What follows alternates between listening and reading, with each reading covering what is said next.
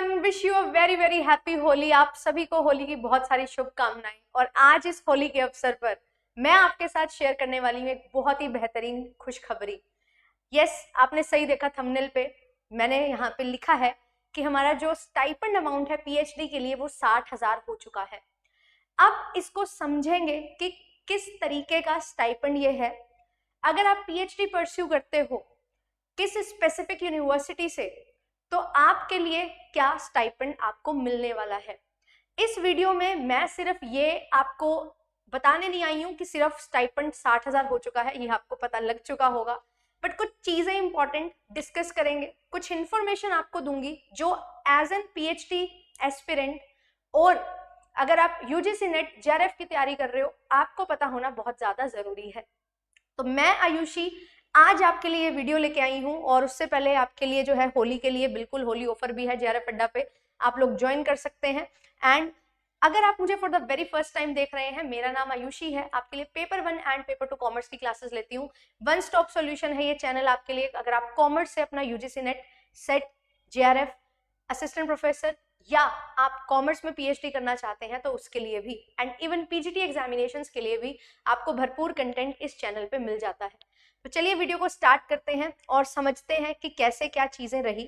अभी हाल ही में न्यूज आई थी और आप सभी ने बिल्कुल देखी होगी कि हमारे पास जो IIIT दिल्ली है ना, Indraprastha institute of information technology Delhi, इन्होंने 60,000 जो है स्टाइपेंड अमाउंट डिक्लेयर किया है। और पीएचडी करने के लिए आपको जेआरएफ करना होता है जिससे आपको स्टाइपेंड मिलता है, फेलोशिप मिलती है। JRF stands for junior research fellowship, and उसके साथ आपको एचआरए मिलता है, कंटिजेंसी मिलती है। मिला के आप ये मान सकते हो कि लगभग 45,000 तक आपको मैक्सिमम जो है वो मिल जाता है पैसा, अगर आपने जेआरएफ क्वालिफाई किया है पर मंथ। और जब आपका जो स्टेटमेंट ऑफ आर्ट है यानी कि सिनॉप्सिस है वो हो जाता है, उसके बाद आप एसआरएफ में कन्वर्ट हो जाते हो और ये अमाउंट बढ़ के लगभग 51-52 बन जाती है। बट अगर कोई ऐसा स्टूडेंट है जिसने जेआरएफ नहीं क्वालिफाई किया बट वो रिसर्च करना चाहता है, तो इंस्टीट्यूट फेलोशिप उस कैंडिडेट को प्रोवाइड की जाती है। इंस्टीट्यूट फेलोशिप क्या होती है? इंस्टीट्यूट फेलोशिप मींस कि आप जिस पर्टिकुलर इंस्टीट्यूट में पीएचडी कर रहे हैं वो इंस्टीट्यूट आपको प्रोवाइड करेगा stipend to pursue your PhD. तो यस, ये जो IIIT है इन्होंने भी यहाँ पे 60,000 के रिगार्डिंग बात की कि हम 60,000 रुपए पर मंथ जो है वो प्रोवाइड करेंगे। तो 60,000 रुपए पर मंथ जो हमें ये प्रोवाइड होगा स्टाइपेंड, ये किस तरीके से होगा एंड किस किस हमारे पर्टिकुलर जो सब्जेक्ट्स हैं उनमें होगा, ये चीज समझ लेते हैं। और ये जो इंस्टीट्यूट फेलोशिप होती है ये इंस्टीट्यूट टू इंस्टीट्यूट वेरी करती है। यस, एक चीज होती है इंस्टीट्यूट फेलोशिप में, एचआरए आपको नहीं मिलता है, हाउस रेंट अलायंस जिसको बोलते हैं, बट यस आपको स्कॉलरशिप मिलती है एंड उसके साथ कंटिजेंसी भी मिलती है। एंड इवन अलग अलग यूनिवर्सिटीज में ऐसा होता है कि आप अगर कोई इंटरनेशनल विजिट पे जा रहे हो तो आपको वहां पे कुछ अमाउंट तक कंट्रीब्यूट भी किया जाता है कि आपका जो किराया लगेगा वो यूनिवर्सिटी बियर करेगी, जिसको हम कंटिजेंसी बोलते हैं। और इंटरनेट आपने लगवाया है किसके लिए? रिसर्च करने के लिए, वो भी आ जाता है। न्यूज़पेपर का बिल है और आपके अदर बिल्स होते हैं छोटे मोटे, वो सारे कंटिजेंसी का पार्ट बन जाते हैं जिसको आप क्लेम कर सकते हो अपने बिल्स शो करके। तो यही सारी चीजें हैं जो होती हैं। अब यहाँ पे अगर मुझे इंस्टीट्यूट फेलोशिप चाहिए तो क्या मुझे जेआरएफ करना होगा? Answer is no. तभी मैंने थंबनेल पे भी लिखवाया है बिना जेआरएफ के मिलेगी ये आपको स्कॉलरशिप 60,000। पर क्या ये स्कॉलरशिप सभी के लिए है? Answer is no. ये जो आपकी स्टाइपेंड अमाउंट है 60,000, ये IIIT दिल्ली ने अनाउंस की है। तो जो जो पीएचडी प्रोग्राम वो ऑफर कर रहे हैं उन्हीं में ही आप एडमिशन ले सकते हैं, जैसे कि computational biology, human centred and design, computer science and engineering, mathematics, electronics and communication engineering, social science and humanities. ये जो हैं ये आपको डिफरेंट सब्जेक्ट्स यहाँ पे मिलेंगे, जिसके तहत आप जब अपने फॉर्म फिल करोगे तो आपको यहाँ पे पता लग जाएगा कि आपका जो है यहाँ पे किस सब्जेक्ट में या किस स्ट्रीम में बेसिकली ये जो है डिफरेंट वो आपके पास है, उसके अकॉर्डिंग आप जो है अपना सिलेक्शन ले सकते हो और अपना पीएचडी में एडमिशन ले सकते हो। तो ये सारी चीज़ें जो हैं आपके लिए यहाँ पे रहती हैं। अब वन बाय वन देख लीजिए एलिजिबिलिटी क्राइटेरिया क्या है। तो यहाँ पे मिनिमम एलिजिबिलिटी क्राइटेरिया आपका यहाँ पे लिखा गया है कि आपको अलग अलग जो डिसिप्लिन्स हैं उनमें क्या चाहिए, BTech, BE, MTech, MSc, MS, ME, ये जो भी हमारी क्वालिफिकेशंस हैं वो लिखी गई हैं, और कितना आपका गेट स्कोर होना चाहिए, कितना CSIR, UGC, नेट स्कोर, ये सारी चीज़ें भी आपको यहाँ पे दी गई हैं। तो ये सारी चीज़ों को ध्यान में रखते हुए ही आप अप्लाई करेंगे एंड उसके अकॉर्डिंग जो है आपका यहाँ पे सिलेक्शन जो है वो होगा।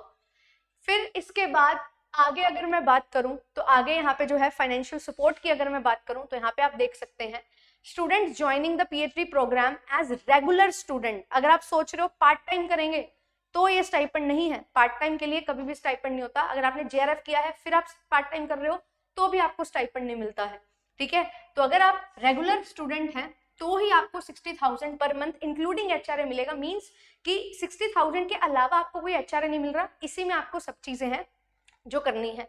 एंड 1.5 लाख रुपए तक का 2 हफ्ते का इंटरनेशनल लैब विजिट होगा, वो भी आपको प्रोवाइड किया जाएगा। एडिशनली 50,000 आपको लैपटॉप परचेज करने के लिए दिए जाएंगे। कंटिजेंसी ग्रांट जो है वो 20,000 पर ईयर होती है। अगर हम JRF की बात करें तो JRF जो क्वालिफाई करते हैं 37,000 उनकी अमाउंट होती है एज JRF, प्लस HRA होता है अप टू 5,000, वो हो सकता है 6,000 और 5,000, एंड कंटिजेंसी होती है 1 क्वार्टर की 2500 यानी कि 1 साल की 10,000 रुपए।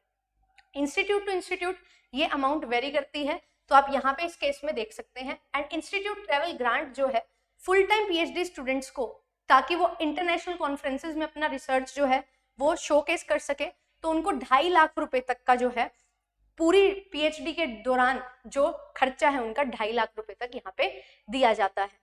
देन एडमिशन प्रोसीजर की बात करें तो आपके रोलिंग एडमिशंस हैं, रेगुलर एडमिशंस हैं, जहाँ पे आपने अपना नेट क्वालिफाई किया है या नहीं भी किया है, PhD करना चाहते हो तो आप वहाँ पे जा सकते हो। एप्लीकेशंस इनवाइट की जा रही है, ठीक है, एडवर्टीजमेंट के थ्रू होता है सारी चीज़ें। अब इसके बाद प्रोसीजर क्या रहता है, तो आप ऑनलाइन एप्लीकेशन पोर्टल के थ्रू अप्लाई कर सकते हो। एप्लीकेशन फीस जो है 150 रुपये SC ST DA के लिए है, 300 रुपये अदर कैंडिडेट्स के लिए है। आपको क्या करना है, अप्लाई करना है, तो यहाँ पे ईमेल पासवर्ड साइन इन करो, रजिस्टर करो अगर आप न्यू एप्लीकेंट हो, एंड उसके अकॉर्डिंग अपने एलिजिबिलिटी को देखते हुए फॉर्म को फिल कर दो। ये सारी चीज़ें आपको जो है वहाँ पे दिखानी पड़ती हैं, सो दैट अच्छे तरीके से आपको जो है सारी चीज़ें यहाँ पे अब बता के आप PhD में एडमिशन ले सको। कुछ भी क्वेरी है आपके लिए फ़ोन नंबर है, आप कॉल कर सकते हो। तो ये सारी चीज़ें यहाँ पे रहती हैं। अब बात करते हैं इंपॉर्टेंट डेट्स की। तो एप्लीकेशन 7 मार्च से शुरू हो चुकी हैं, 7 अप्रैल तक आखिरी दिन है, अभी बहुत टाइम है। अच्छे से अपना SOP बनाओ, स्टेटमेंट ऑफ पर्पस जिसको बोलते हैं। अनाउंसमेंट हो जाएगी 16 अप्रैल को कौन कौन सेलेक्ट हुआ। PhD इंटरव्यू होगा, टेस्ट होगा, टेंटेटिव डेट है 1 मई से 15 मई, और रिजल्ट आएगा 21 मई को। उसके बाद आपके जो है एडमिशंस शुरू हो जाएंगे, ठीक है। रिसर्च एरिया क्या क्या है, तो मैंने आपको बताया, ये हमारे पास 6 एरियाज हैं, डोमेन्स हैं। तो यहाँ पे कॉमर्स वालों के लिए कुछ भी नहीं है, यस कुछ भी नहीं है। तो हाँ, IIIT दिल्ली में जो ऑफरिंग्स हैं उसी के अकॉर्डिंग आपको यहाँ पे ये चीज़ें मिल सकती हैं। अब आपका यहाँ पे एक सवाल आ सकता है कि मैम अगर मुझे रिसर्च करनी है और मैं कॉमर्स से हूँ, तो डिफरेंट यूनिवर्सिटीज़ जहाँ पे कॉमर्स में रिसर्च हो रही है, मैनेजमेंट में रिसर्च हो रही है, आप उनको हंट करो, ठीक है। ऐसा नहीं होता कि सिर्फ JRF वालों को ही लिया जाता है। हाँ, JRF वालों को प्रायोरिटी मिलती है ऑब्वियसली, क्योंकि उनका जो स्टाइपेंड है वो सरकार दे रही है, तो उनको प्रायोरिटी मिलती है क्योंकि वो एक बड़ा एग्जामिनेशन निकाल के आए हैं। बट इन केस कोई ऐसा कैंडिडेट है जो एक्चुअल में रिसर्च पोटेंशियल रखता है, हाँ उसका JRF नहीं क्वालिफाई हुआ है या उसकी एज निकल चुकी है, लाइक 35 ईयर्स तक गर्ल्स के लिए, SC ST के लिए होता है, 30 ईयर्स तक मेल्स के लिए होता है, तो उसके बाद वो लोग ये स्टाइपेंड लेते हैं। बहुत सारे कैंडिडेट्स होते हैं जो आफ्टर 35, फीमेल्स की बात करूँ, मेल्स आफ्टर 30, वो करते हैं PhD परस्यू, राइट। तो उनके लिए जो है ये सारी चीज़ें बहुत हेल्प करती हैं। एंड इवन अगर आपका JRF नहीं हो रहा है, कोई दिक्कत नहीं है, आप लोग इनके लिए अप्लाई कर सकते हो। बट येस, जब आप इनके लिए अप्लाई करते हो तो इंस्टीट्यूट वाले सिर्फ ऐसे नहीं आपको ले लेंगे कि हाँ इसका इंटरेस्ट है, वो आपको शो कोज करना पड़ता है कि yes I deserve this seat and I deserve this amount and I am willing to do actual research. वो चीज़ आपको जो है प्रूव करनी होती है, अपना स्टेटमेंट ऑफ पर्पस तैयार करना होता है, कन्विंस करना होता है सामने वाली पार्टी को कि वो आपको सिलेक्ट करे ओवर अदर्स। तो कंपटीशन अच्छा रहता है, बट हाँ अपॉर्चुनिटीज बहुत हैं। और ये सिर्फ आज ये न्यूज़ हाईलाइट हुई तो इस पर हम बात कर रहे हैं, बट एक्चुअल में बहुत सारी यूनिवर्सिटीज, इवन सभी यूनिवर्सिटीज जो हैं वो आपको स्टाइपेंड देती हैं। हाँ, कुछ यूनिवर्सिटीज हैं जो आपको 8,000 10,000 तक देती हैं, बट कुछ यूनिवर्सिटीज कॉलेजेस ऐसे भी हैं, डीम्ड यूनिवर्सिटीज भी मान लो, IITs NITs हैं, जो एक्चुअल जितना स्टाइपेंड होता है JRF का उतना ही देते हैं और इवन उससे ज्यादा भी देते हैं। एग्जाम्पल आपके सामने है।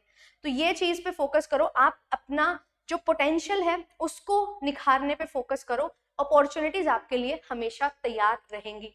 ठीक है, तो ये सारी चीजें हैं जो आपको ध्यान में रखनी है।